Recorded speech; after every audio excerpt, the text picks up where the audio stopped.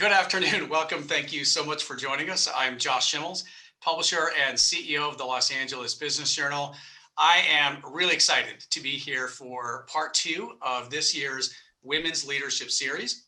For the second year now, we've extended our annual celebration of women business leaders to a series of 3 live digital events. The format of last week and again today is a set of 3 panels on each day covering a variety of topics. Today, we're going to continue to have impactful conversations with some of the most impressive thought leaders in all of Greater Los Angeles. Then, exactly 1 week from today, on June 23rd, the series will culminate with our Women's Leadership Awards. If you haven't registered for next week's program, I encourage you to do so. We're going to have a lot of fun, and we've got some great speakers and, of course, leaders to honor. We're going to be kicking off next week's celebration with a conversation between our 2021 Legacy Leadership Award honoree, Wallace Annenberg, and Willow Bay, the Dean of the USC Annenberg School for Communication and Journalism. Then we'll announce finalists and ultimately winners in each of our other 9 award categories. I'm looking forward to it, and I do hope that you're able to join us. Okay, let me tell you how today's session is going to work. We're going to hold 3 conversations, about 30 minutes in length each. The first will focus on organizational inclusion. Then we'll move to work-life balance. And third, we'll talk about leading through change. You'll be able to learn more about each of our panelists and our moderators by going to our website. You can click on the bios, and we're going to leave the link on the screen for you throughout the afternoon. I'd like to also thank those of you who submitted questions during the registration process, because we were able to take them and incorporate them into the conversation. So you really help steer what we're going to talk about today. We're also going to be conducting live poll questions throughout the session. So they'll be related to each of the topics that we're discussing.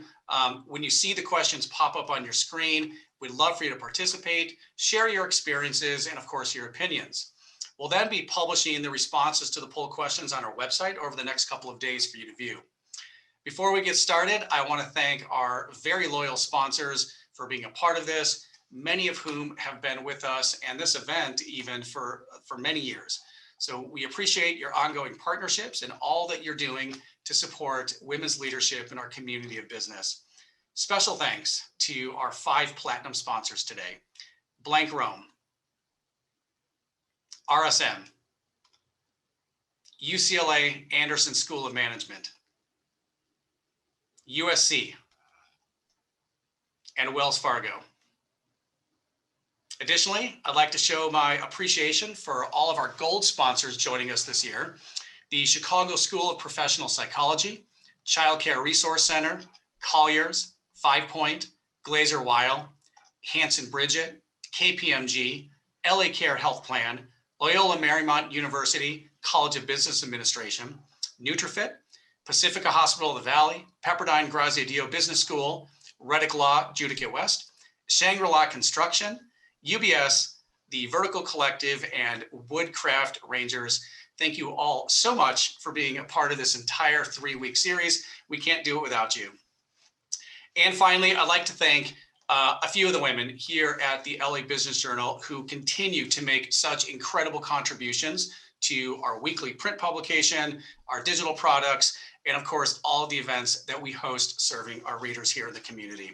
So thank you to Stephanie Barbarin, our managing editor, Nina Bays, our creative and production director, Alex Davila, executive director of events and marketing, and co-advertising directors Eva Juicy and Ellen Mason. Thank you for all that you do.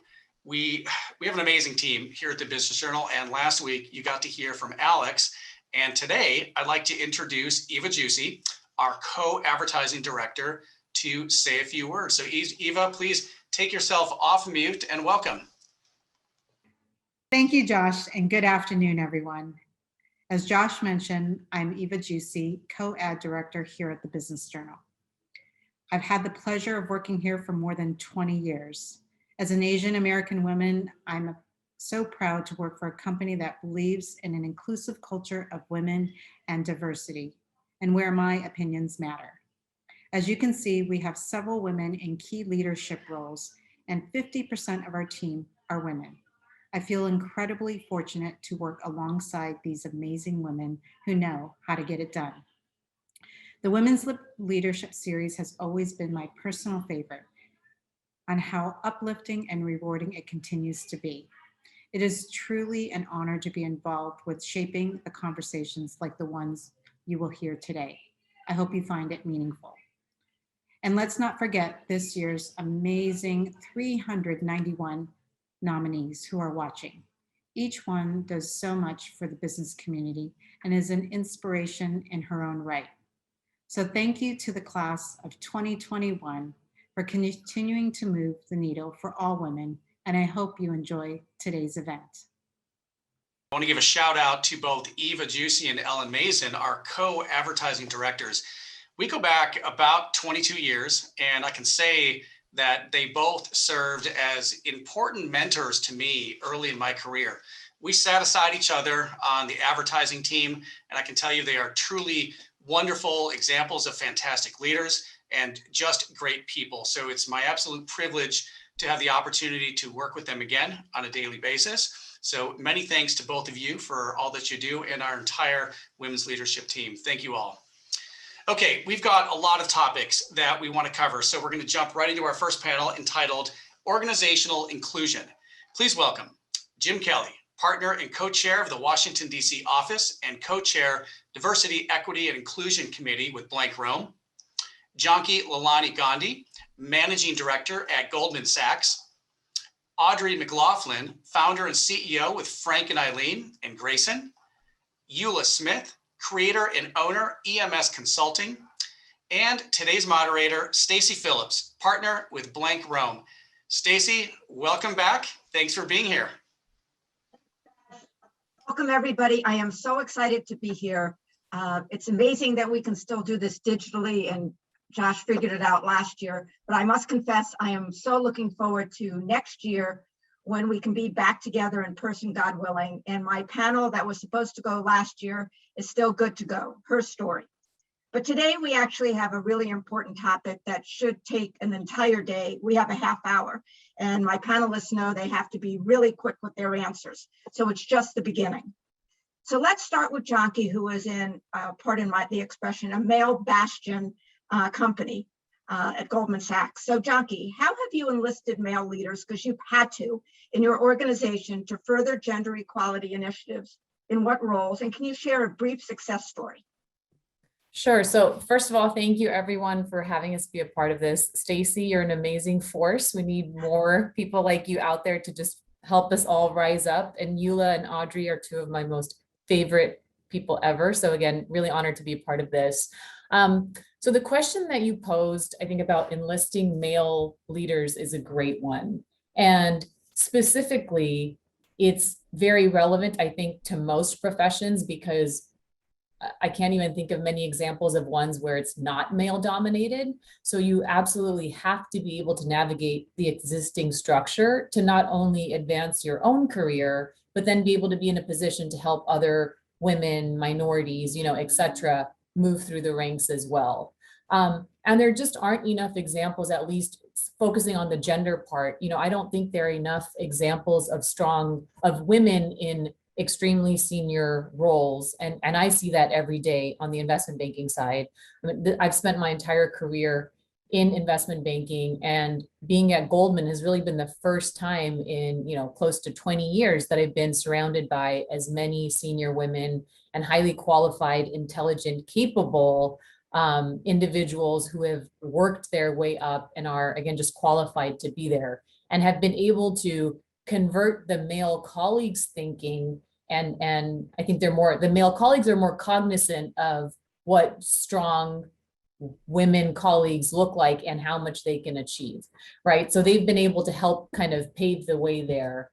And there's a saying that I think really applies here, where men are known to be judged on their potential versus women being judged on results, right? And in reality, it's not just being women being judged on results one time, it's them having to be judged again and again on results versus I think men having the benefit of people just thinking like, oh, here's what I see on their resume. They must be smart. They must be able to perform.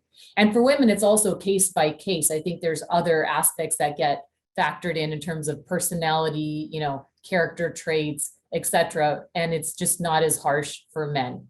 So I do believe that this gender equality piece comes from women being respected in the workplace for their contributions versus being viewed, as a token, being too soft, being too aggressive, etc. And so that then ties back to male colleagues. So because we all, or most of us, are working in male-dominated professions, you have to be able to find allies who are there to support you. And it's not easy, right? There are a lot of people who are just focused on their own careers, and you may think that they're helping to sort of push you up, but frankly, they're just too busy and have, other things on their agenda. So try to align yourself with someone who you think has the same cultural fit, also is a decision maker or has influence within the organization. I think that's actually a really important point. And someone who'll give you candid feedback, right? And they'll be able to give you ideas and brainstorm with you on how to be more visible, how to progress, someone that will help advocate for you, because self-promotion is very difficult. And I think it's actually quite difficult for most women, to have somebody else be your voice. And an example, I recently had one actually on a few deals, but was able to convert a number of transactions recently and, sign up clients. And my senior colleague there basically said, listen, I know you've spent 2 or 3 years getting to know these folks, right? And this was even well before joining Goldman. Can you please detail for me exactly all of the interactions that you had with them that led up to us being able to win this mandate or these mandates?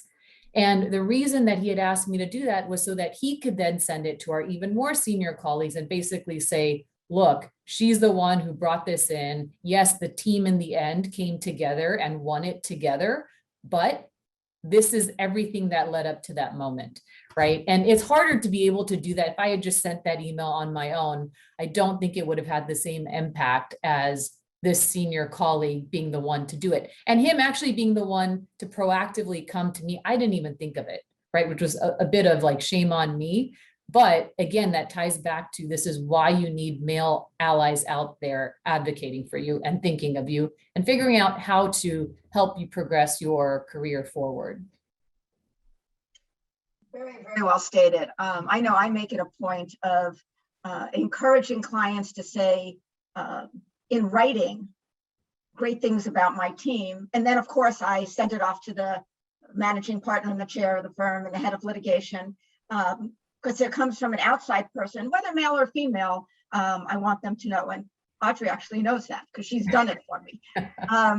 Speaking of rock stars, Ula, I have a question for you. Actually, I have 2 because you can handle 2. Do you think men at all levels of an organization are more likely to be open-minded about equality, education, and behavioral change if the message comes from a male leader? And the corollary to that is, are women also more inclined to tune into equality messaging from a male leader? That ties into what Jonky just said. Go for it.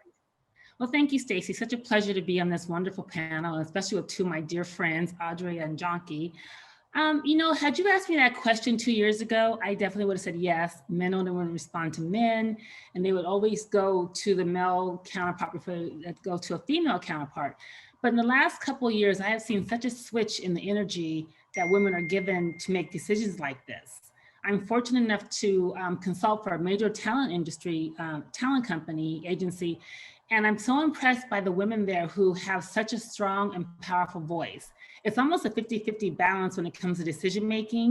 The women are vocal, they're supportive, and the men are supporting them, which I think is great. I've been really impressed by the leadership of the overall company. And now, with so much has gone on in the last year with COVID, women are standing up so much more aggressively and taking a stand. So many companies are being run by women, and they're getting a voice. They don't need a man's opinion to make a decision on equality or change. And I'm really feeling that it's going to continue for several months and several years because women are really being aggressive about supporting one another. And that's the key factor. we want to make sure that as we move up in a company, that we're bringing our sisters along with us. It's so important that we do that, that we reach back and that we don't get intimidated by the male dominance in a company. Thank you. Really, really appreciate your thoughts on that. Next, Jim. Jim Kelly is my partner, my dear friend. When he became the co-chair of our diversity and inclusion committee, I called Jim and I called the managing partner of our firm and said, "You done good. How could a male be the head of that committee? How does he know what it's like to experience what all the women on the panel have experienced?" But Jim ran a 400-person law firm before he took 100 of those folks in himself and brought them into blank Rome. And he has incredible credibility. So by co-chairing this committee, our managing partner put this committee at the forefront of our firm. It means we really take this seriously. And I know Jim gets it. He's a male who gets it. Thank you to his wife and daughter and to who he is internally. So this is a softball for Jim, this question, because I've talked about it. In what ways have you been involved with or led gender equality and mentoring initiatives at blank Rome specifically, and how has your stature within the organization impacted the results? Before he answers that, I'm going to tell you his stature within the organization makes the results. Go for it, Jim. Thank you, Stacy, for that very nice intro. Two things I'll say that'll jump directly off of what you just said. First, I am very fortunate to have the most important women in my life, my wife, my mother, and my 28-year-old daughter, who I believe is in the audience today, be really shining examples of what it means to be strong, intelligent, and independent women. Each in their own way, very different stations in life.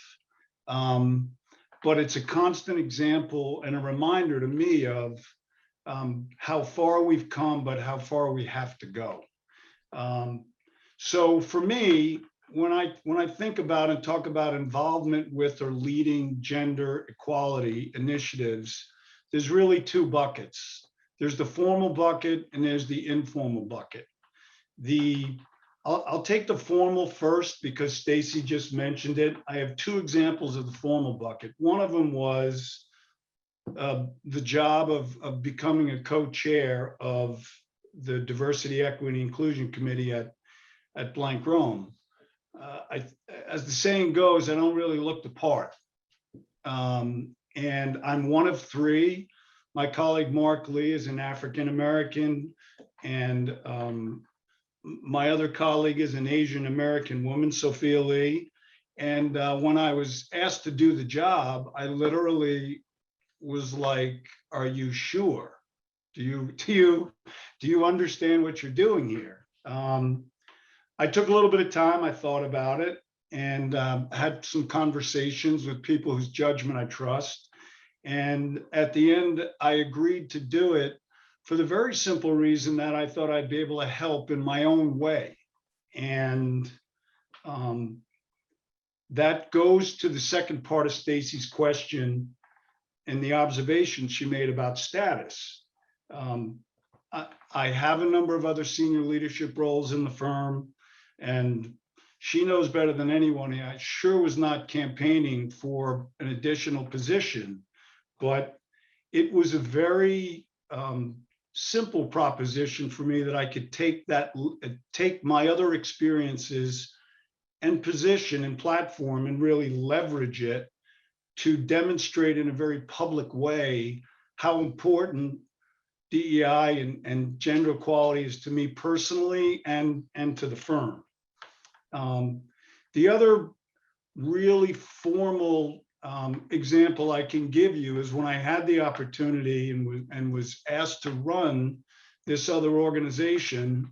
I took a little bit of time, did a deep dive into how the business ran itself every day, and concluded first that the horizontal organizational structure that's pretty commonplace at professional services firms, and particularly law firms, was really inefficient.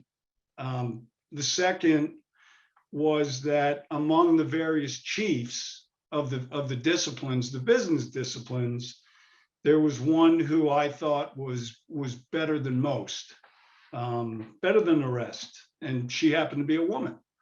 And I decided I wanted to take the job, and I went and I sat down with the executive committee and I said, look, I've got two conditions. One, we're going to reorganize the management, senior management structure of the firm. And two, this person is going to become the COO when I become the CEO. And there were definitely some raised eyebrows. There was some quiet conversations that took place.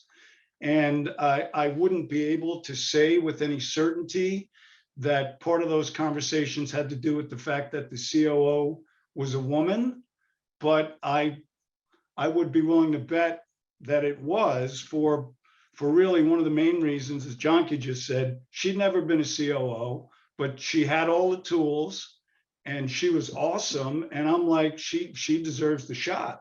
So in the end, I took the job, she got the job, and we were all the better for it. And it was a very formal, if you will, and a very public statement for me and for the organization that the gender of the individual didn't really matter. It was who was best at what we needed to have done.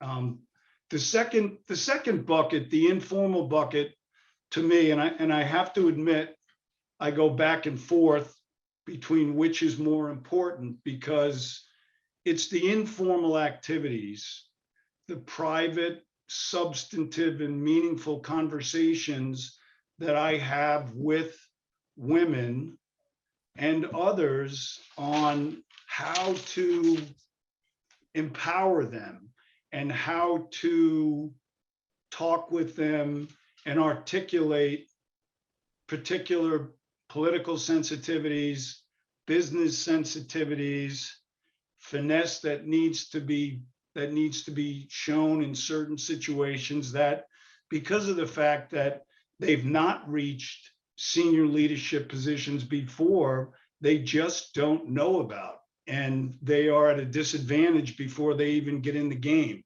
So having those kind of conversations on a regular basis to help people navigate the ups and downs of the everyday existence at a law firm is something that I think that I can do for them that frankly another woman can't do for them now. Hopefully soon we'll be able to do it. For me, in a word, really, in the vernacular, it's trying to teach the secret handshake, what it means to be able to walk into a room and command a presence in the room without having to yell from the mountaintops. I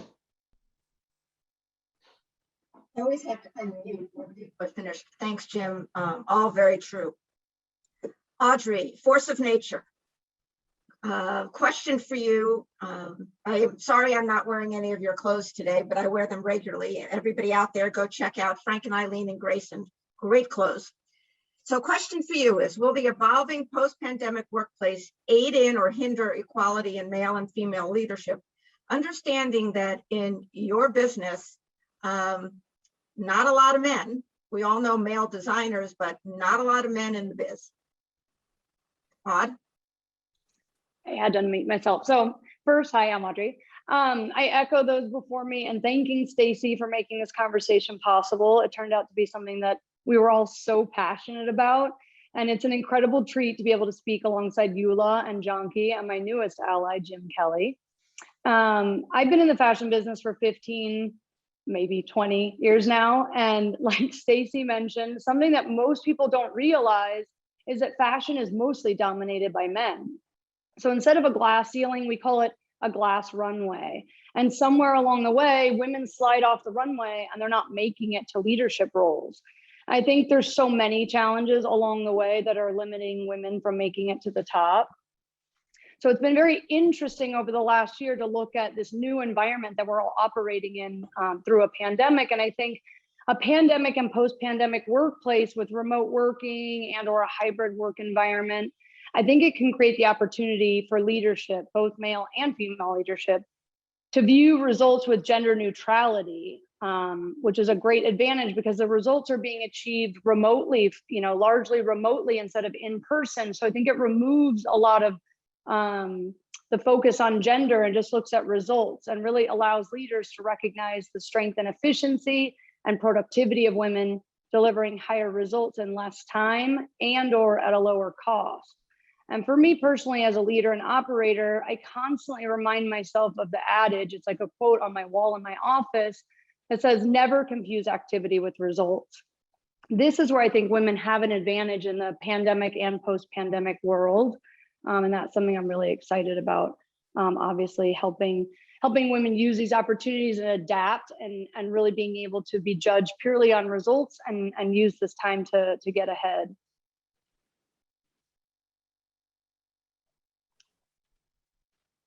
Yes, I love what you taught me, which is never confuse activity with results. And I agree with you that working remotely sort of gives a great equalizer.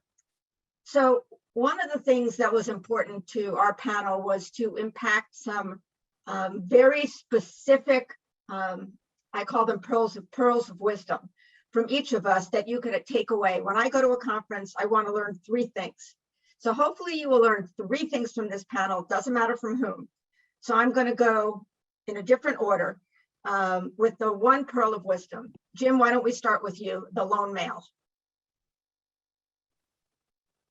Everyone has a role. Try and figure out what your role is and then go hard. I'm sitting here thinking about that and how that applies in our firm. I do know what my role is, and part of that is that's how you and I connected. So now I got to really think about that. Well stated.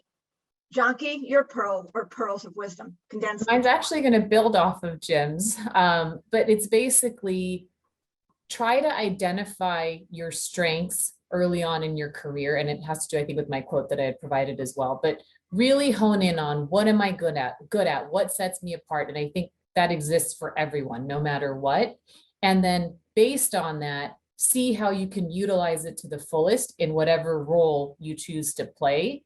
Don't always try to compare yourself to others, because there are going to be folks who are going to be more analytical or even more outgoing or whatever, right? Like stay the course, figure out what you're good at, stay the course, but be open to change in terms of evolving over time, because I do think people's styles change, as they come across other individuals, they learn from mentors, etc.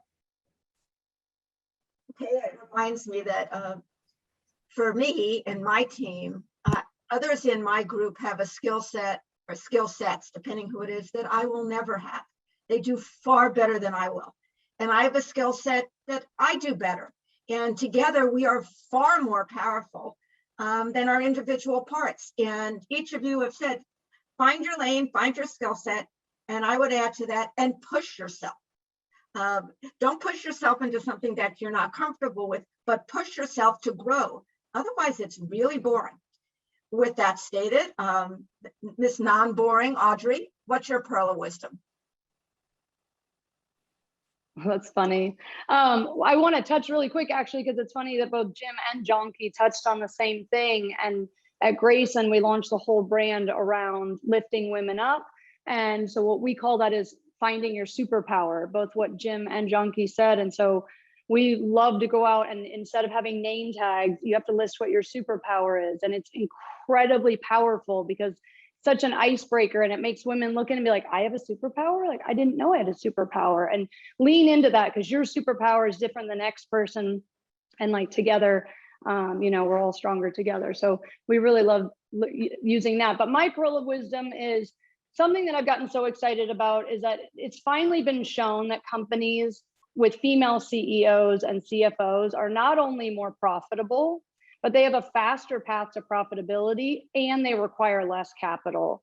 But the real problem is that we don't have enough female leaders. They've all slipped off this glass runway. And that's what we're all passionate about changing. And so I think that's my little pearl of wisdom of like really looking at, you know, why we're choosing the leaders that we are. And somebody touched on it before. I would love to see a world where we don't talk about female leaders and male leaders, but we just talk about leaders. And whoever is actually best for the job and can run the most profitable, most efficient company, that's who the leader should be.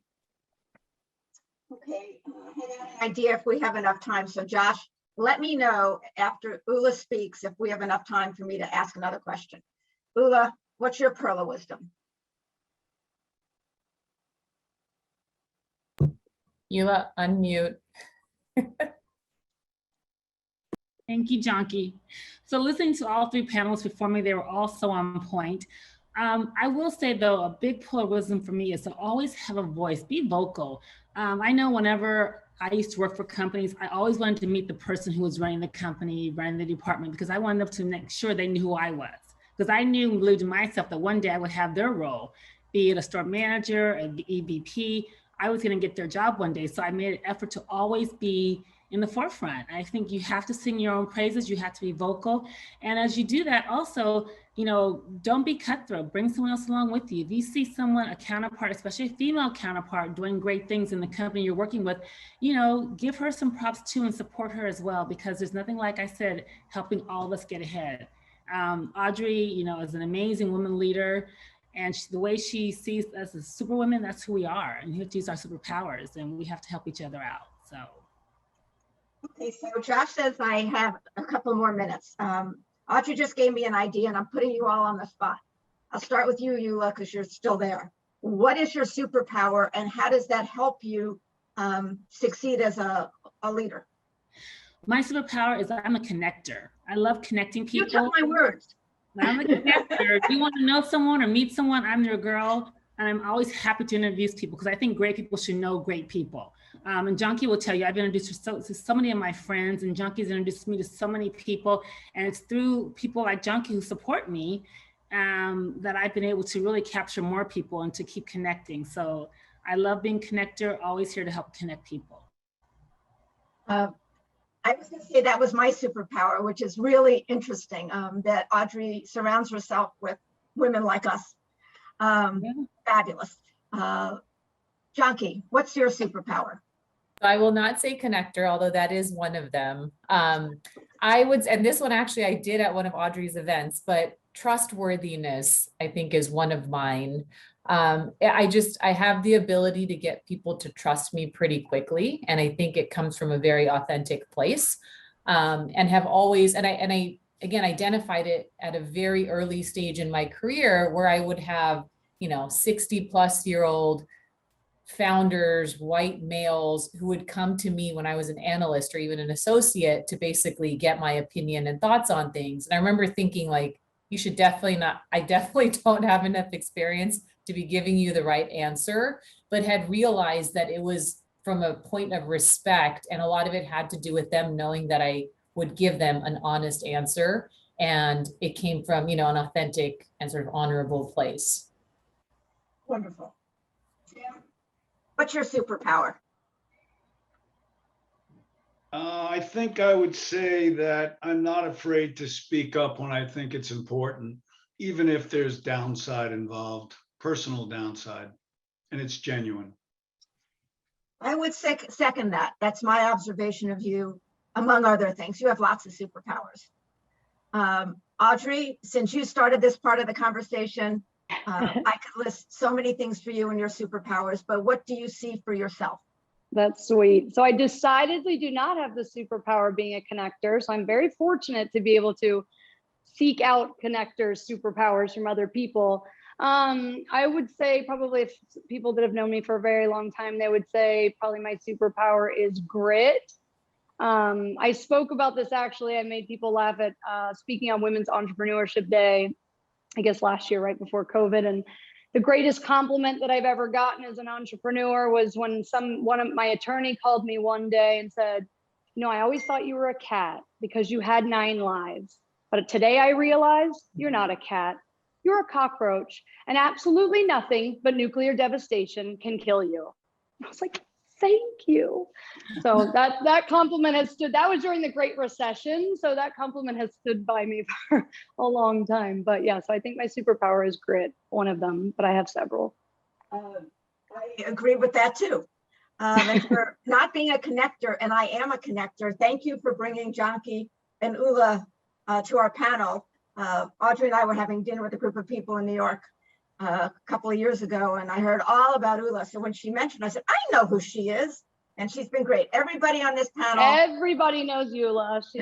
She's connected to everyone in the fashion business, I think. So I'm very lucky to be one of those people. And we're all very lucky to have everybody on this panel here today. It's a wonderful opportunity to be part of this event, but my goal is we will have no more women's events. We will only have events for people. We will have not just one male, we will have an equal mix. That's my goal. And back to you, Josh. I love that. Thank you so much, Stacy. You know, I don't know that I've heard cockroaches referred to in quite that context, but I understand what you mean. And as soon as you said it, I kind of just started laughing. Audrey, you said something earlier also that I thought was poignant. You know, I think we all look forward to just looking at leaders as leaders without defining male, female. They're all just leaders, and they're looked at for their contributions and their value to the employees, the stakeholders, and the company and their customers. I want to thank our first panel so much, Stacy, Jim, Eula, Audrey, and Janki. We value your contributions, all the time that you put into talking a little bit more about what it takes to have an inclusive organization. We are going to move right into our second panel discussion entitled Work-Life Balance. I don't know that after the past 15 months or more that we've all endured, there could be a more appropriate topic to chat about today. So please welcome our panelist, Misty De La Mar, Director of Communications, LA Care Health Plan, Lynn Yoakum, Chief Operating Officer, 5 Point Holdings, Patty Juarez, National Diverse Segment Leader, Wells Fargo, Jackie Keller, founder of NutriFit, Simply Health, and Shoko USA, and Board of Directors with Foundation of Women's Presidents Organization, and our moderator for this panel, Dr. Michelle Nieland, President, the Chicago School of Professional Psychology. Welcome, and thank you for being here, Dr. Nieland. Thank you so very much, Josh. And Stacy and the previous panel, my goodness, what a fantastic conversation. You certainly set us up very well for an energetic and inspiring couple of minutes together this afternoon. And Josh, I want to thank you and your entire team at the Los Angeles Business Journal for raising this conversation about work-life balance. I'm a clinical psychologist, and as president of the Chicago School of Professional Psychology, I'm always talking about there is no health without mental health, and our own personal ability to take care of ourselves is such an important component of our overall mental health. We certainly know in this past year much more about mental health than we ever did before. So congratulations to you for raising this important conversation. We have another great group of women with us now for this one, and I'm going to jump right in and ask the first question for the entire panel. And that question first goes to you, Misty. What does your company do to help its employees maintain a positive work-life balance? Hi, good afternoon. I'm so glad to be here today. And I would really have to say that LA Care Health Plan, which is where I work, we had both formal and informal ways to support our team members throughout the pandemic.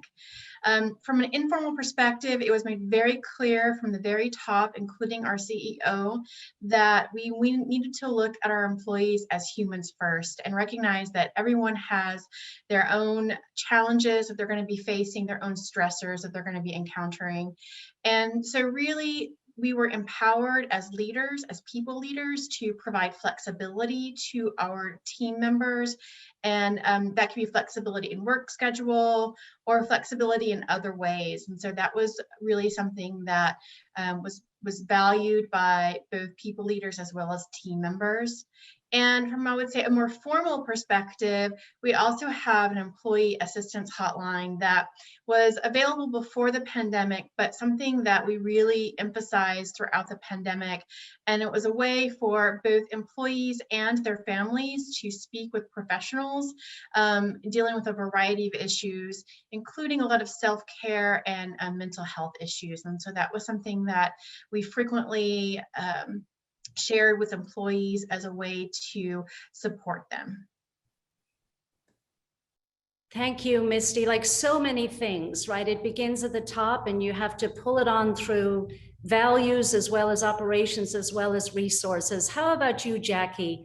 How does your company support employee work-life balance?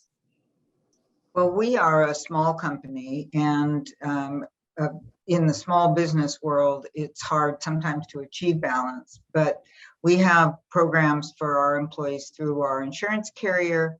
And also because we are a small company, we know our employees, we know them well, and we're very eager to sort of reach out and make our employees friends as well. And through the pandemic, we were an essential business, so all of our employees remained working and active, which was a blessing for them. I think they greatly appreciated the fact that we had a very safe work environment where they could come, they could work, they could continue to support their families and not have to worry about job security, also not have to worry about safety in the workplace because it's large enough that they could socially distance and be safe. And as soon as vaccines were available for food service workers, we personally made sure that each employee had an opportunity to get vaccinated. We transported employees to vaccine appointments. We made appointments for them. And generally, I think there's just a sense of family here at NutriFit. We've been in business for almost 34 years next month. And many of our employees have been with us for more than half of that length of time. So they know us and we know them, and that makes it very easy to be supportive and a caring employer because it's very genuine and they know that. They're our family. We view them as extended family. That's great. Thank you, Jackie. Our employees do feel the authenticity and the sense of genuine care if it's really there. Congrats to you. Patty, how about at Wells Fargo? Hear me okay? Yes. Great. Well, first of all, thank you so much for having me here. I appreciate the invitation. We at Wells Fargo have some employee assistance programs that have been incredible, particularly in the last 15 months of the pandemic, because they have provided a lot of care around mental health, because over 40% of adults have expressed some feelings of anxiety and depression, right? As many things have happened to people, job loss, working from home, taking care of children, trying to help them learn remotely, death of family members, domestic partner violence, suicide. There's so much going on. So our company, I think, has done a really terrific job of providing a lot of documents, tip sheets, counseling lines, anything that our employees need to try to get through this time, this difficult period of time. We also have a lot of work around resiliency, right? And how do we make the best out of this, kind of different environment. Also childcare, working with childcare providers, providing stipends for those folks that can't work from home and have to, be at one of our locations. And then, for providing the flexibility for many of our workforce, I think it's like 80%, of folks are actually working from home, and providing that flexibility so that folks can actually get through the difficult times and, take care of the children at the same time, because it's really, a stressful period of time. So I think our company has supported our employee population very well when it comes to maintaining kind of that positive outlook. Well, you're certainly describing a very holistic approach that an employer can provide for employees. Stress in America was at an all-time high even before the pandemic. And we learned through this pandemic the extent to which employees were turning to their EAPs. Thanks, Patty. Lynn, last but not least on this question, how about at 5 Point? Well, thank you for including 5 Point as part of this conversation. And I want to thank you on behalf of all 160 of us that are spread across the state of California and listening today that are interested in hearing this all these important topics that we were speaking about. At 5 Point, we have the privilege, all of us every day, creating communities. And one of the most important things that we do within our community is to create a balance, a positive balance, and create good life within these communities we live in, and others live in, and others work in. And so back in March 13th of 2020, we sent our entire company home and made the decision, 4 of us, to come to work every day. And as the safest way for our associates throughout the state. We continue to do work in a lot of the communities because as well, we were an essential business, but we also wanted to respect the challenges and the balance that was going on inside every single home and every single person who was dealing with something different every day. One of the things that we had initiated before the pandemic started was a Friday call. And we called it, talking around the kitchen table. And it was with our CEO and the senior executives at 5 Point. We continued those calls every Friday. And we've only missed a couple days. I think I counted not long ago, we had 65 calls so far that our entire company comes on the phone, and we use it as an opportunity for all of us to speak honestly and openly about all the challenges of our life. Many of us have had children that have been homeschooled through, on Zoom calls. We've had elderlies in our families that we've been concerned about.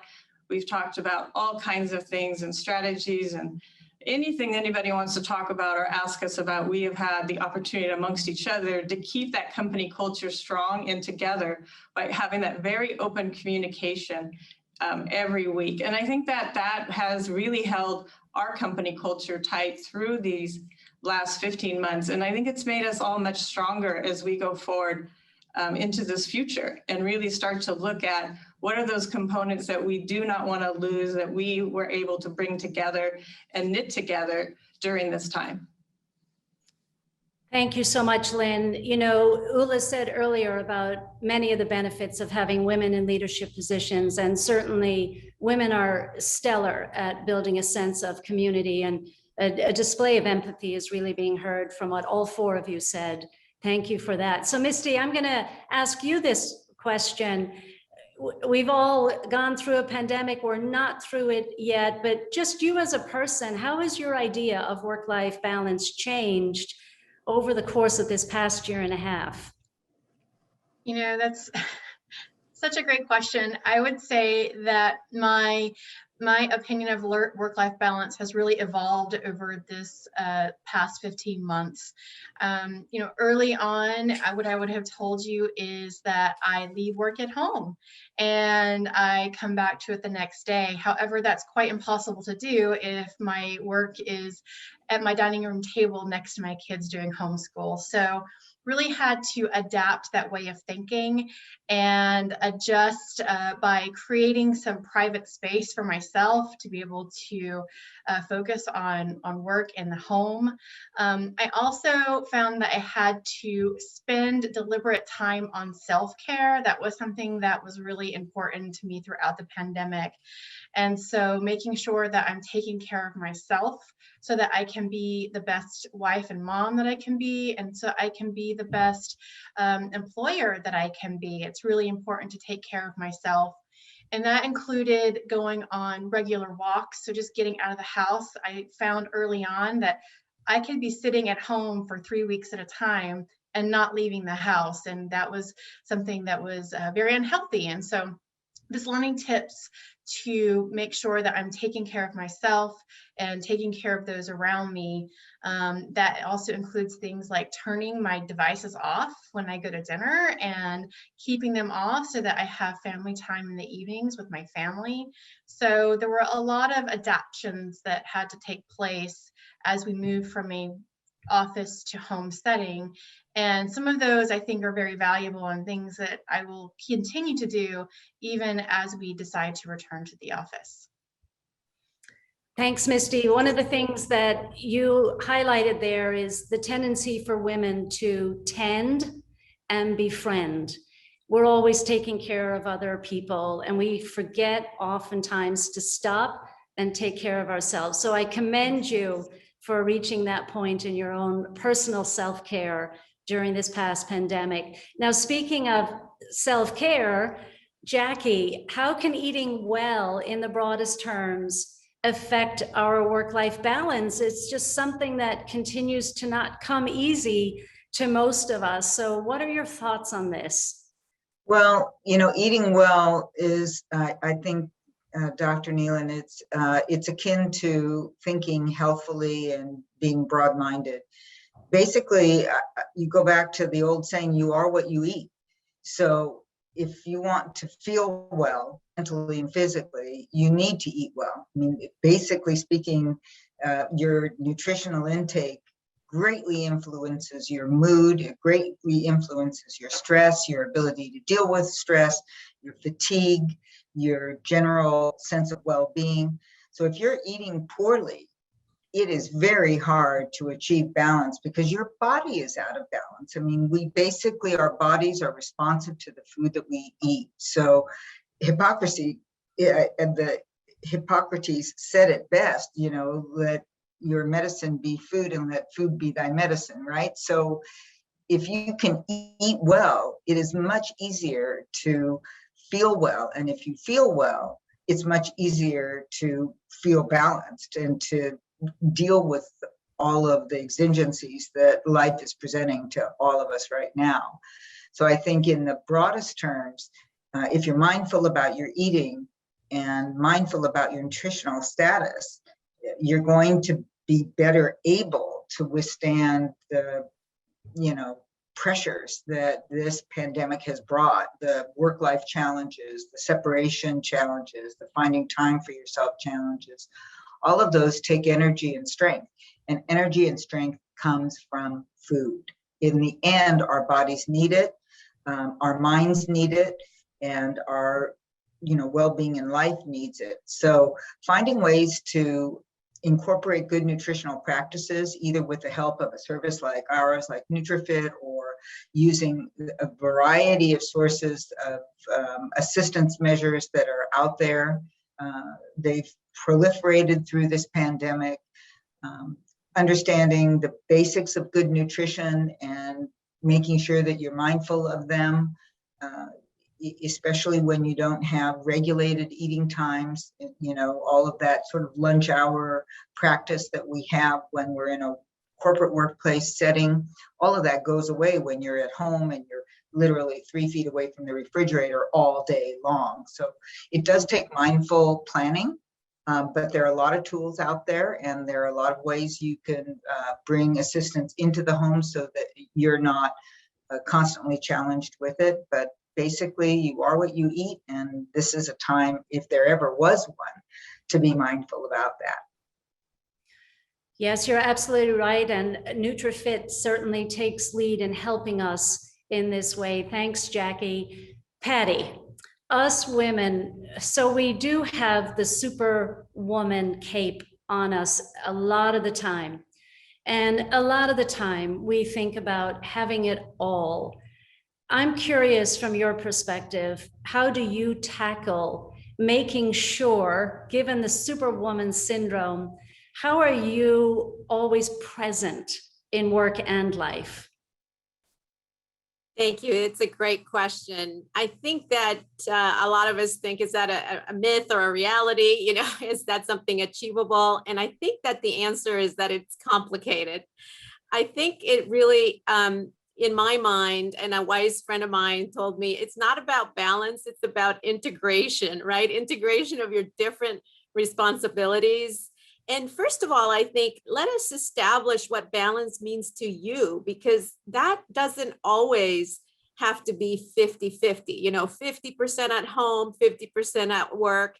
That could be for some people 60-40, 70-30, it just depends on the stage you are in your life, depends on, the needs that you have for your family. And so it's very complicated and it's not the same for anybody. So first of all, establish what balance means to you.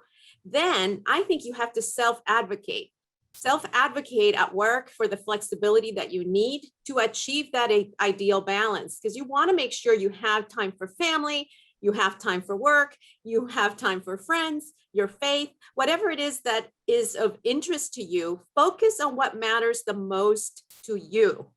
And then I think you have to be very intentional about blocking time, just like we do with all of our appointments, and we schedule our calendars till there's no white space, right? Ever.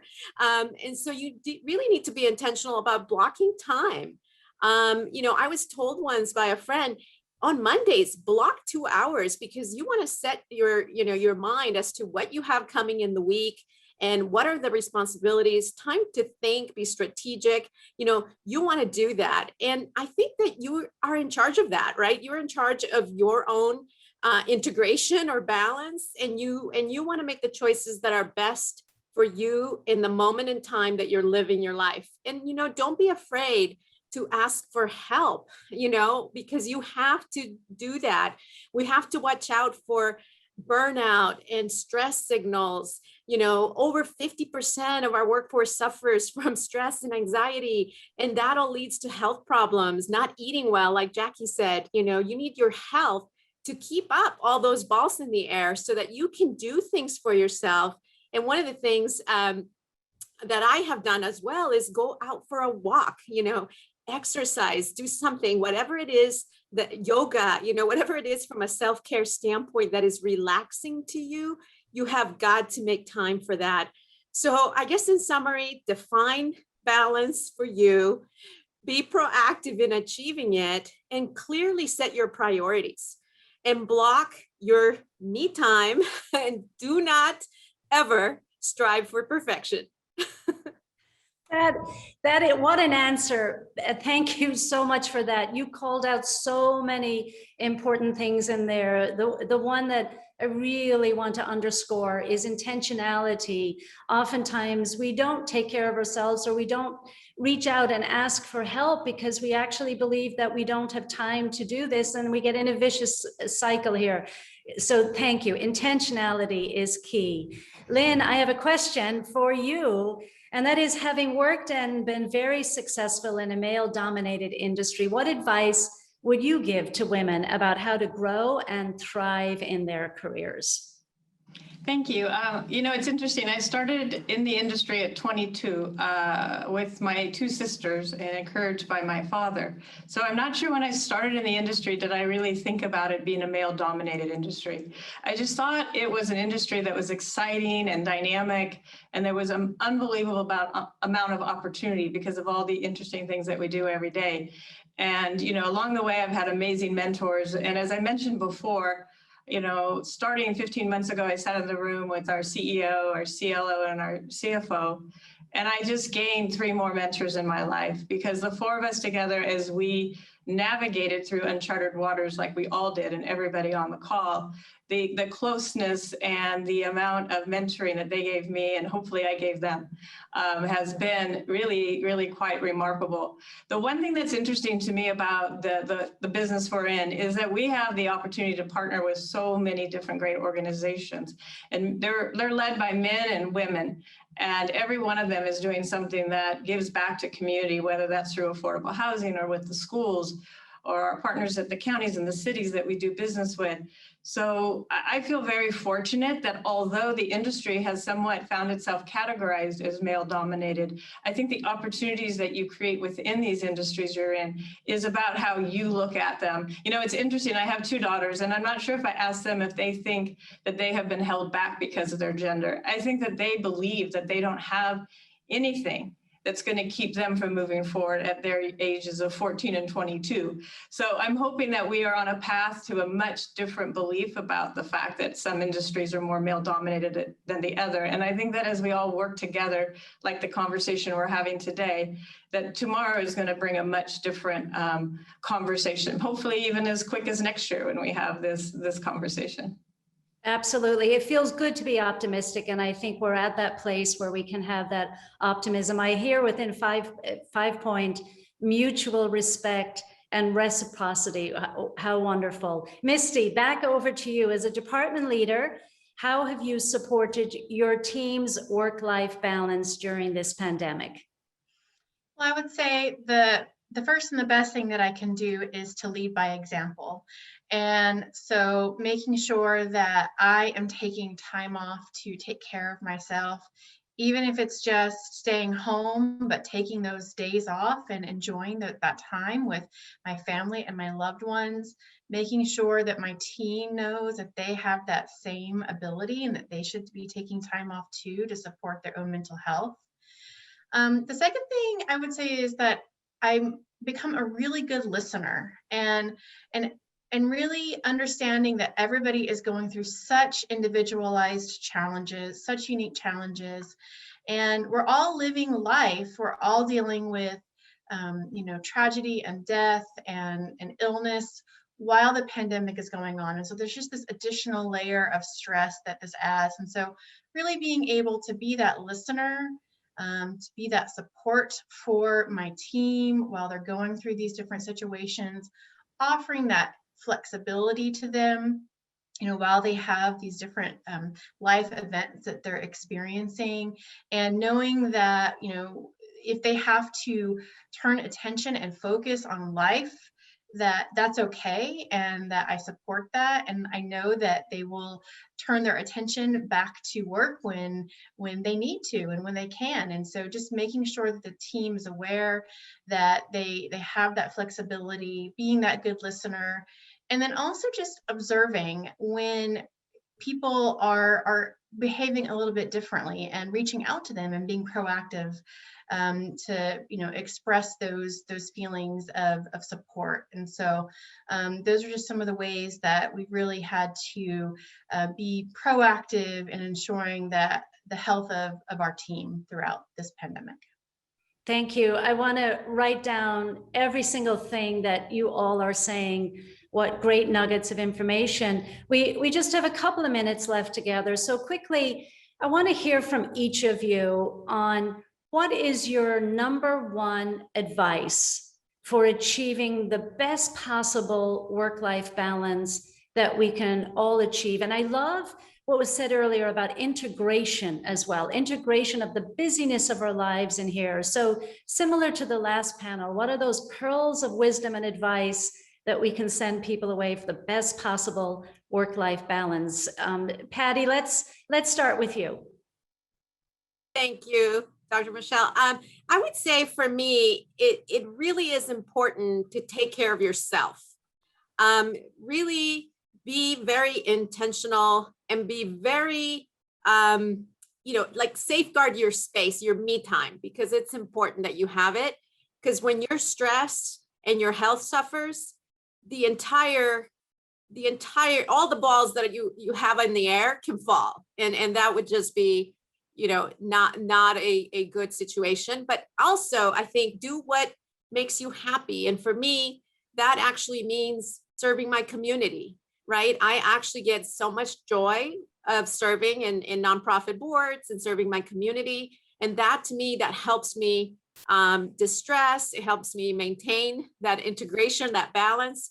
And so I think you have to do what makes you happy, but take care of yourself. I hear you say again that word intentionality. It really is such an important nugget to take away, that we are in charge of ourselves. We can impact change for ourselves and definitely turn our attention back to take care of ourselves. Misty, what do you think on this one? Your advice for achieving the best possible work-life balance? I think to add to what Patty was saying, forgive yourself. Know that you are imperfect and that you will make mistakes, and that sometimes you're going to lean too strongly one way or the other, but that's okay, because tomorrow is another day. And don't look back, look forward, and just know that it's okay to forgive yourself.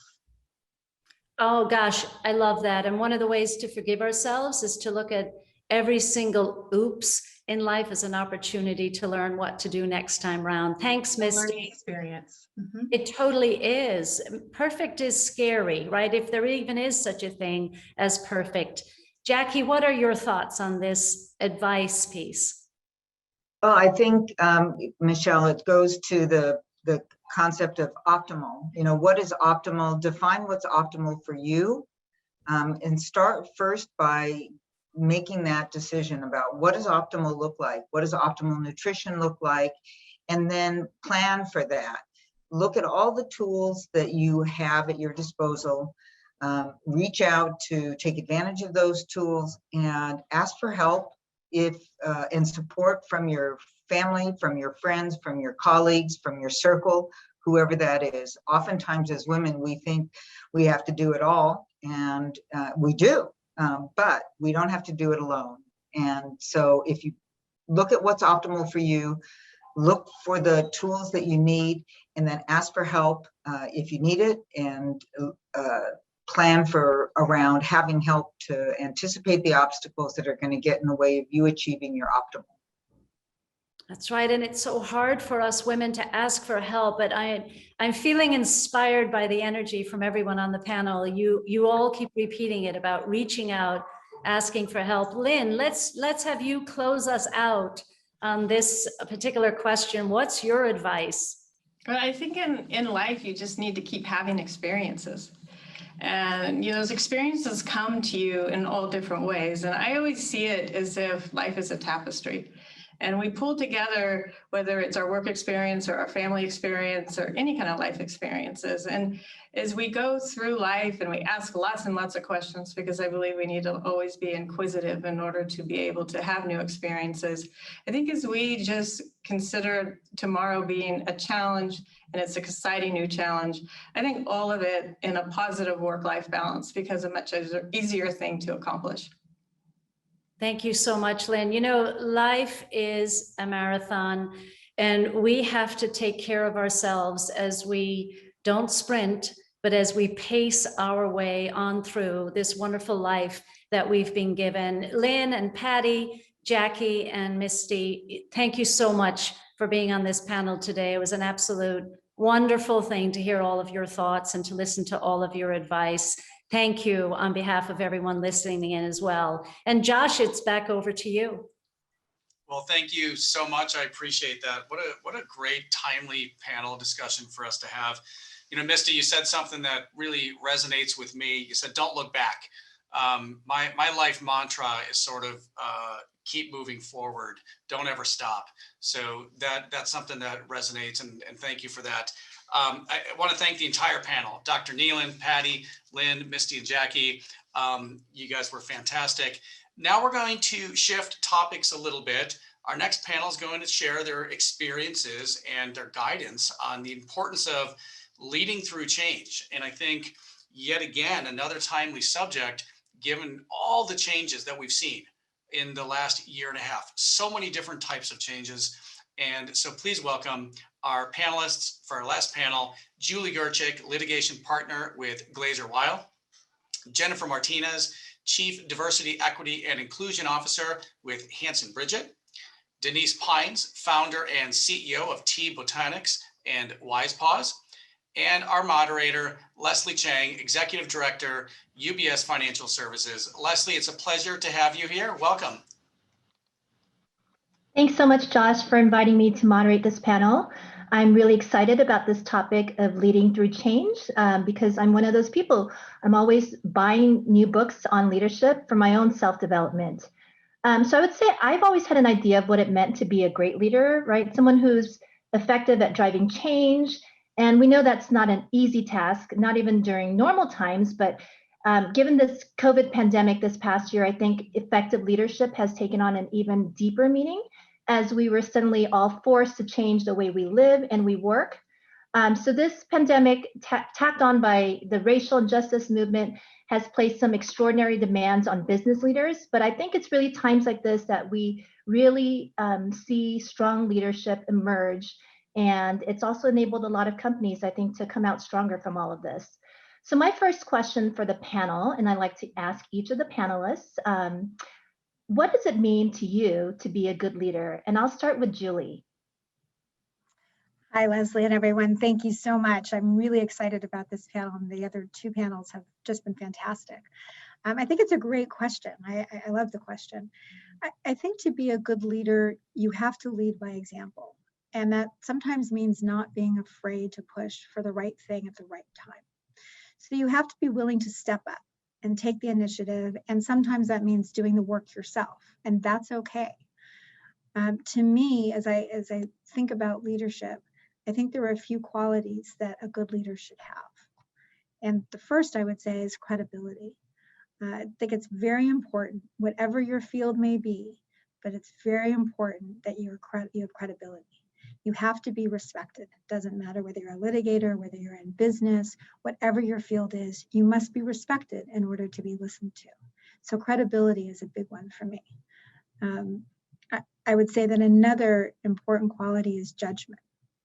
That's actually a really big one for me. People who work with me know that I say it probably even too often. But you need to know the right time to push for the right thing. And part of that's knowing your audience, who they are and how to access them. And that requires listening. And so I think knowing also when to listen and when to talk is important. And to me, that all comes under the category of judgment.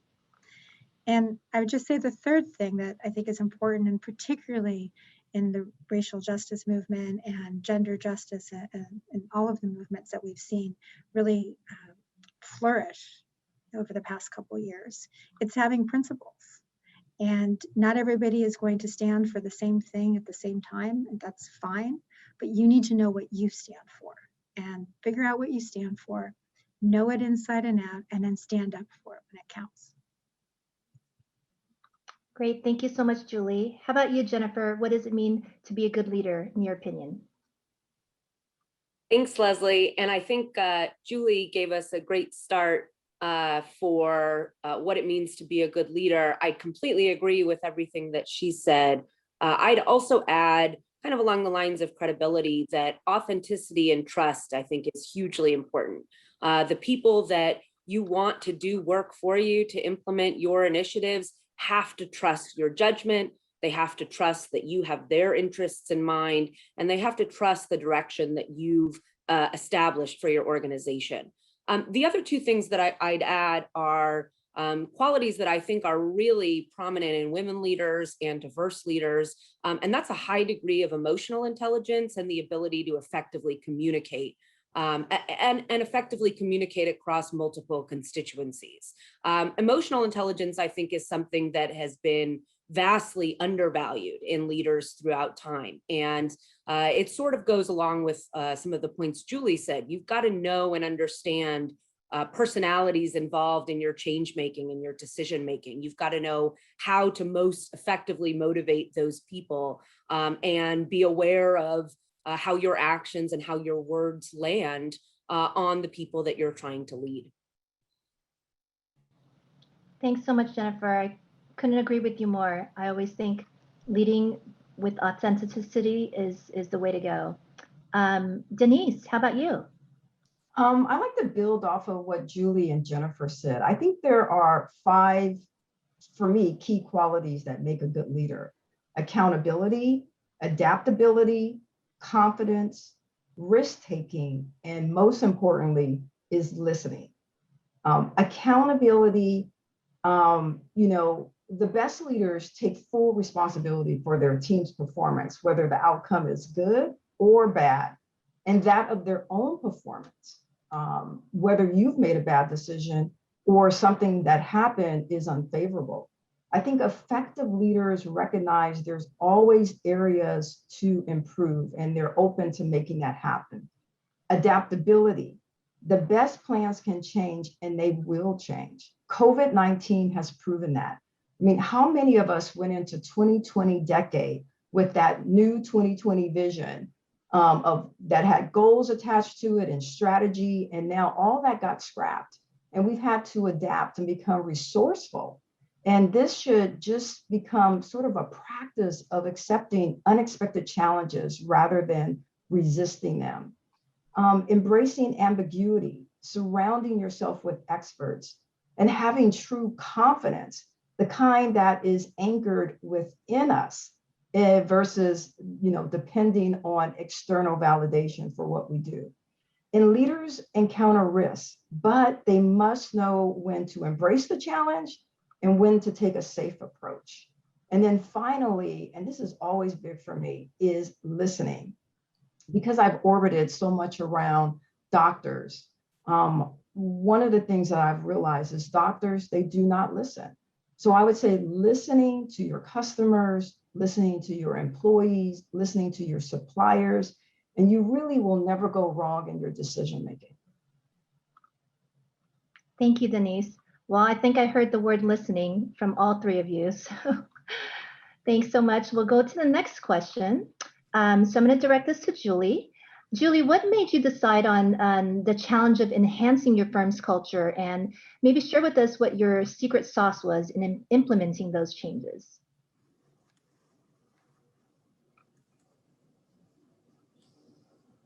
Oh, there we go. I think I was muted.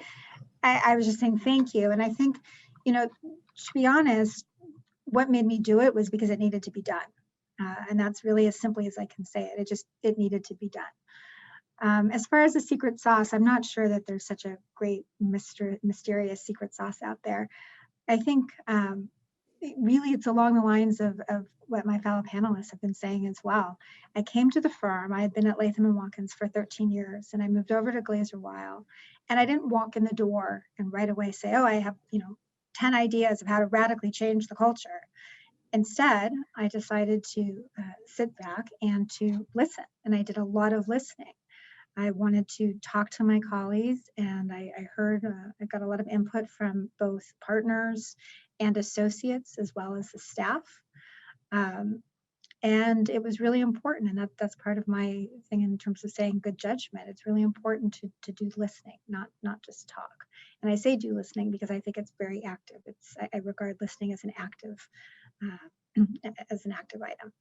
In addition, again, when I talked about credibility, I couldn't come in out of nowhere and say, hi, I'm here, ready to help change everything. It was important for my colleagues to get to know me and for me to be able to establish myself within the firm, and for them to know the kind of litigator that I am. And so I had to build up credibility internally.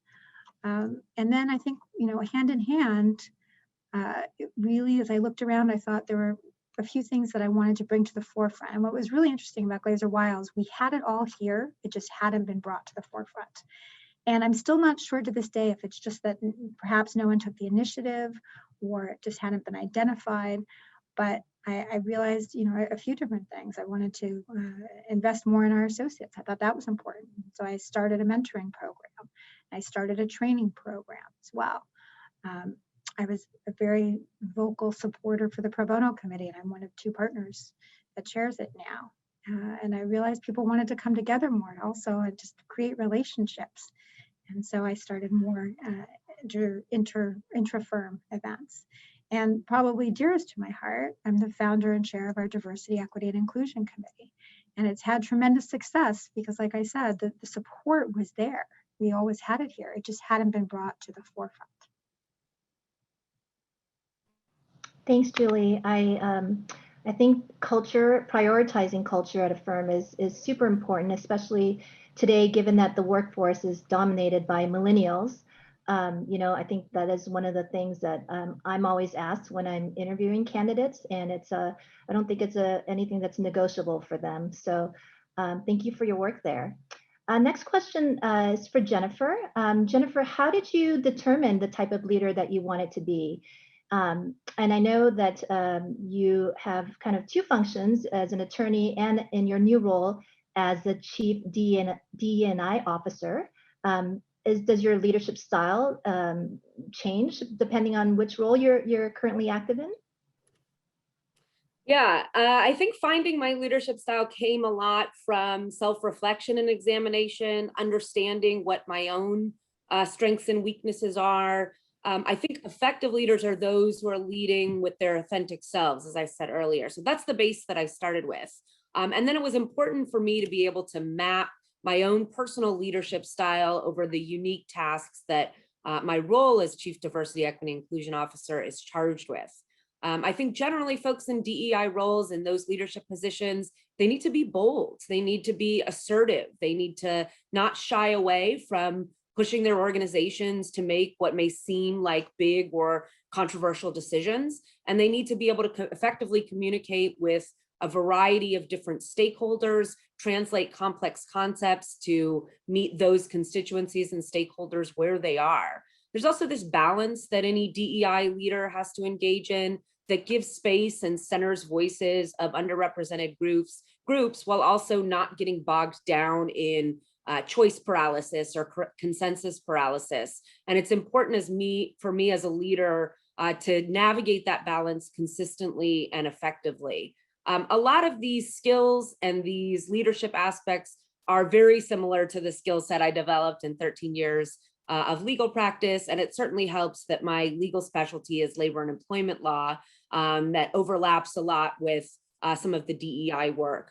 As a lawyer, I do a ton of advice and counseling work. So I'm very familiar with convincing folks that have a business reason to do one thing that maybe they shouldn't actually do that thing for a number of other reasons. So I'm familiar with using emotional intelligence skill set to listen effectively to client questions, be able to hear and get at the real issue that's underlying the question or the concern, and always keeping in mind that practical aspect in addition to giving the legal advice. Certainly being a litigator also helps as well. I'm intimately familiar with how to make a case for various audiences and how to be bold and be assertive and land kind of those punchline points that are often most effective when you're trying to convince a group of people to take some action. A lot of what effective DEI leaders are doing is persuading. And certainly that's the essence of my job as a litigator as well. Great, thanks, Jennifer. Well, given your background and experience and everything you just shared, it definitely sounds like you're the perfect person for this new role. So congratulations on that. Thank you. And since we're on this topic of DEI, the next question I want to pose is, one of the few, I think, silver linings of 2020, which was a very hard year, was that it's brought about more transparent discussion of, unconscious biases, right, which we all have. But having these discussions doesn't always translate to change. Have you seen the needle move in terms of awareness and reducing unconscious biases? I'll start with Denise.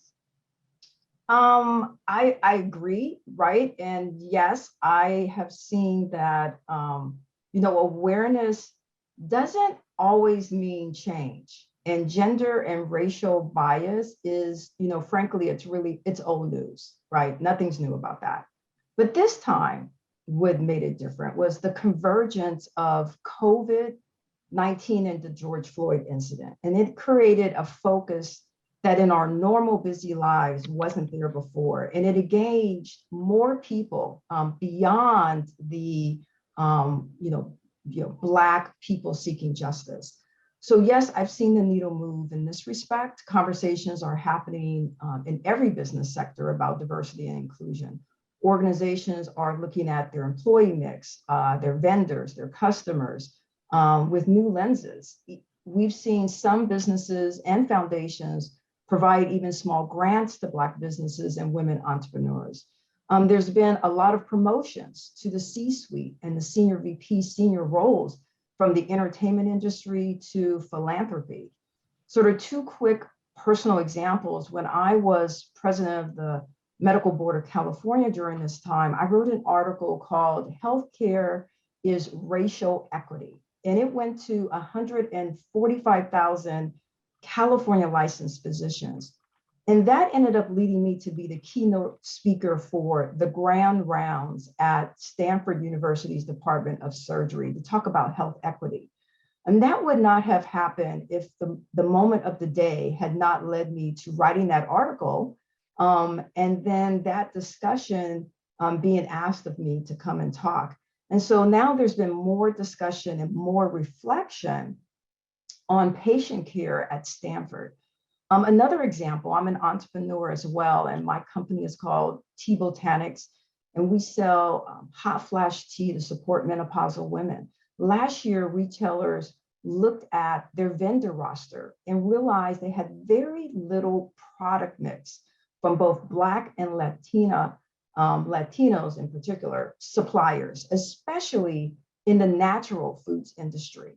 It fast-tracked something called the Jedi Collective, which is made up of industry peers and experts trying to frame the business case for embedding justice, equity, diversity, and inclusion, which is what Jedi, acronym spells, into the entire food ecosystem for the natural products industry. And as a result, these retailers now, they're seeking and requesting suppliers that are diverse because they want to bring a diverse product mix and new customers. So D&I makes good business sense. When we're inclusive, we get the full spectrum of human ingenuity, perspective, talent, and this has been proven to be a return on investment and a return on impact. Denise, that's really amazing work. Next question I'd like to direct to Julie. This is a very interesting question that I wanted to ask, which is, and I think Jennifer touched upon some of the traits, but Julie, what do you think makes a good litigator? I agree. Jennifer did touch on them. I think there are probably a few different things. I would say first, you need to be smart. And that doesn't just mean being intelligent, although obviously that's helpful, but also just being smart in terms of the way you go about things. So I'm not really sure that there's skill sets here that are that different to what it takes to be successful in any field, really. But I would say additionally, you need to be determined. You need to have perseverance. You need to be an advocate. Obviously, that's probably primary for litigators. But the other side of that, and the other side of the coin, which I don't think people necessarily always think about, is you need to listen. And I know this is clearly emerging as the theme here, but it's true. You need to actually be able to listen and to use emotional intelligence. Whether you're listening to your client to be able to understand what it is they're really seeking, or listening to the judge to try to understand exactly what the judge is saying, perhaps weaknesses in your arguments or strengths. But in multiple arenas, you need to be able to really listen. And I do think that that's sometimes something that litigators have to work on because they're so used to being these zealous advocates that they perhaps don't know how to quiet themselves and sit back and listen when they should. And I'll just to give you one example, my firm, Glazer Weil, and me, we're known to be very aggressive litigators and happy to take cases to trials. Oftentimes there are litigators that actually shy away from that. But we are aggressive litigators, take a case to trial, win, win, win. And that's what, it's part of what we're known for. But an important consideration is really where the client is at any given time, because there might be moments where it turns out that actually, even though I'm convinced I can win at trial, and all the signs show that nonetheless, it's better to actually push for settlement. It's actually in the client's best interest. And so you have to know how to listen and really to be able to figure out what's in the client's best interest at any given moment. And I do think that requires emotional intelligence, even though people may not necessarily see that. Again, great traits that we keep hearing over and over. So Denise talked about how companies are really realizing today that it really makes good business sense to embrace diversity, equity, and inclusion. Jennifer, I wanted to hear from you. So we're seeing a lot of companies pursue a lot of these D&I initiatives, but they don't always fully succeed. What do you think is kind of the main reasons why, or what they're not doing and maybe affecting their success in this area? Yeah, and as I mentioned, I've been practicing for about 13 years, and I distinctly remember when I joined the private law firm world 13 years ago, we were having a lot of these same conversations about diversity, equity, and inclusion initiatives. And here we are more than a decade later, and it seems like we haven't made a ton of progress. So I think that the main problem, the main inhibitor of success is really a willingness to examine deeply entrenched systems of inequality and confront them. That often requires big picture change to foundational aspects of a business. At a law firm, for instance, something like how clients are inherited or how billing credits are shared or not shared among lawyers is a huge deal. Lawyers are very territorial. They take those things incredibly personally. Well, those types of policies or lack of policies leave a ton of room for unconscious bias to filter in. They're the very policies that perpetuates a system that tends to disadvantage women and diverse attorneys more than all, as those attorneys make their push towards partnership. So it's perhaps not surprising that private firms still have a dearth of women and diverse attorneys in senior positions and in leadership. Some of those entrenched systems might actually be people. That one senior leader who maybe brings a lot of business to your company is a rainmaker, but regularly engages in microaggressions or even macroaggressions.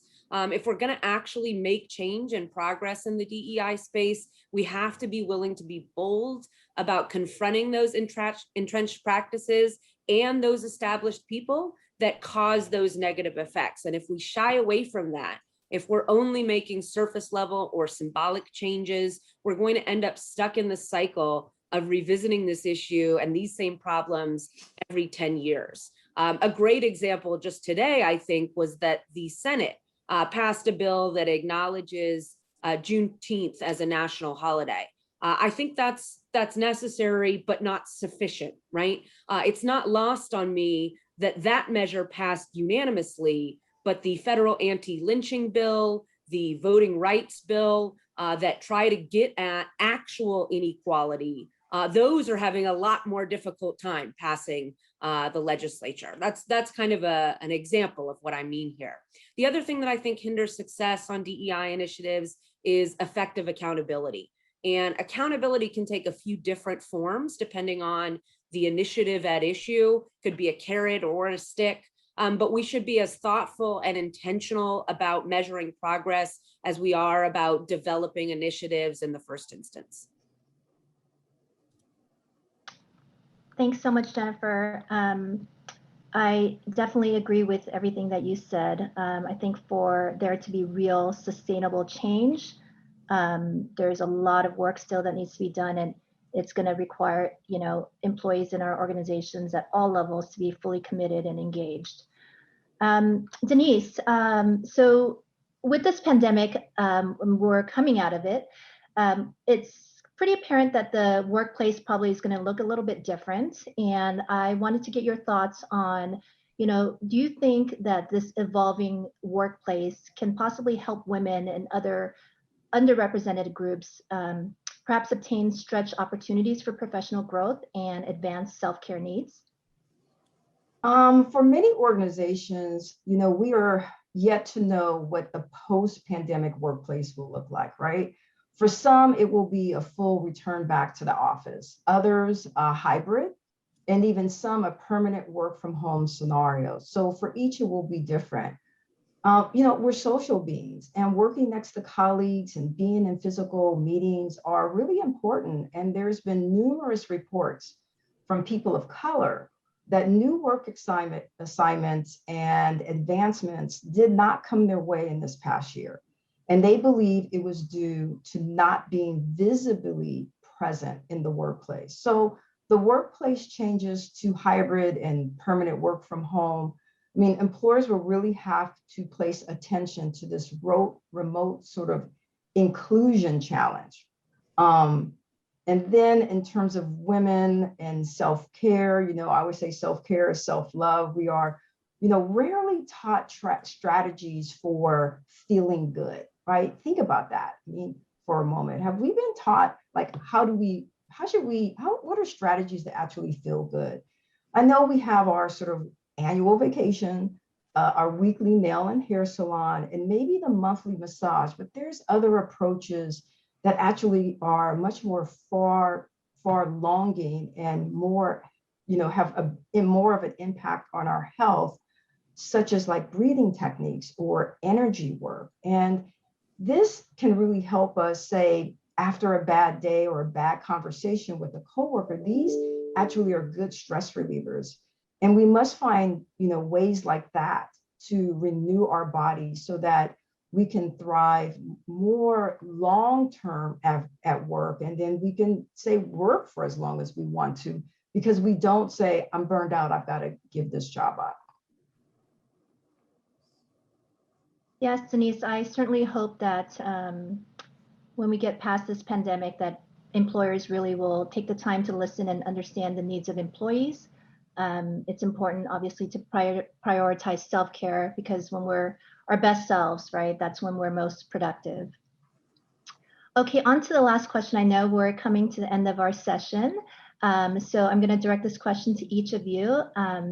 The last question is, I'd like to hear from each of you on what you think the future of leadership looks like. What trajectory do you hope leaders in your field, or even outside of your field, take moving forward? And we'll start with Julie. Well, it's interesting. I was thinking about this. I think the future of leadership can look great. It should look great. We want it to look great, but we have to keep pushing forward. I do feel as though diversity issues are finally at the forefront of most conversations these days, but it took an awful lot to get here. I do think there are an increasing number of women and diverse leaders being recognized and taking the lead, and employers are understanding the business case and the real economic need to embrace it. But again, I do have concern, as I think Leslie, as you said, there's still a lot of work to be done. So I would say that we just need to keep pushing forward in order to create that diverse leadership that we know is there and is just not being recognized to the extent it should be. Thank you, Julie. How about you, Jennifer? Yeah, my sense is that the pandemic has caused a lot of people across ages, across genders, races, industries, types of work to really reflect on larger questions of purpose and fulfillment. So simply continuing to punch a clock at a job is no longer enough for a lot of people. The forced work from home arrangements of the past year, which probably more accurately described as living at work than working at home, also made people consider bigger questions of how does work fit into their life generally. So effective leaders are going to have to keep these big picture questions in mind post-COVID. They're going to have to be bold and creative about answering these questions and providing a new type of working environment in the post-COVID era if they want to retain quality talent. I think that's going to be really crucial. We can't simply continue. There is no new normal. We've got to create something entirely different. Thanks, Jennifer. How about you, Denise? What would you like the future of leadership to look like? Well, I think the future of leadership looks female, diverse, and hybrid. We will see more CEOs of Fortune 500 and 1,000 companies in the next 5 years. Organizations will need leaders who can operate really well across what now is two distinct work modes, virtual and physical. For a leader to be effective, this means establishing, goals. They got to monitor progress. They got to drive information sharing, which is going to be important, and sustaining connection among all their colleagues, especially those who work remotely. And when teams come together periodically, in sort of the true face-to-face collaboration, which is the kind of effort that you really need to achieve like breakthrough innovation or solve complex problems and build culture and, more importantly, manage conflicts. It's going to require leaders to build and sustain connections and trust. Before COVID, let's be honest, employers did not trust their employees to be productive at home. And at the same time, there were concerns about managers, even their ability to even monitor performance from home. However, building and sustaining trust is essential to what MIT is now calling multimodal workplace. And this is going to require, leaders today to adapt to new types of skills in order to be successful as they lead teams virtually and in the future. And really, the future is now. Thank you, Denise. I definitely agree.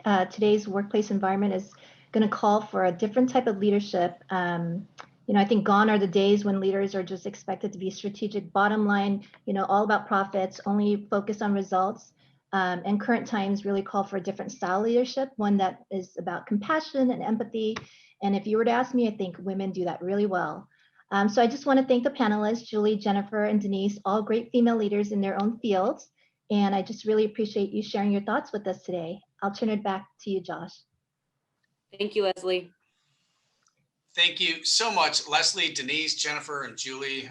It's been an informative, educational, and inspiring session today. I want to thank all of our panelists and moderators for the time and involvement in the series that we've had so far. For those of you that have been looking at the polls, you can review the results of the online polls on our website beginning tomorrow. And as I mentioned at the beginning of the program, we have part 3 as our culmination next Wednesday on June 23rd, where we're going to be honoring all of our award nominees and announce this year's winners. So I want to thank all of you for tuning in today. We look forward to hosting you again next week and celebrating all of our women leaders. Thank you so much for being here. Have a great afternoon.